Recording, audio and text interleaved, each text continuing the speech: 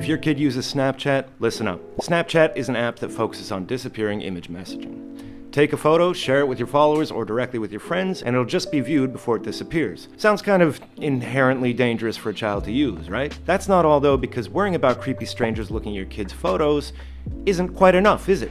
You should also be worried about the data that they're giving to the app itself. Oh, mate, what kind of data? Snapchat's privacy policy lists the data it collects, like contacts, usage, and location, but it doesn't explain how it uses them to shape your child's experience or specific features like snap streaks or AI chat. If you have a child using the app, you can turn on the Family Center to access parental controls. You're gonna have to download and sign up for Snapchat, add your teen as a friend, and they have to add you too.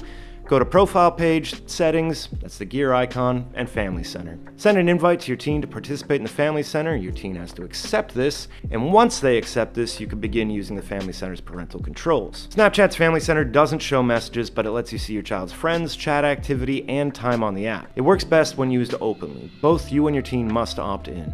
You can turn off the AI chatbot, report concerns, and request their location. Watch for signs like obsessing over snap streaks, constant pressure to reply, talking to strangers, or using AI for emotional support. See any of that kind of thing, and it might be a good time for a good old-fashioned heart-to-heart. Let's talk. What do you think? Does your kid use Snapchat? Do you feel comfortable having an open dialogue with them about it?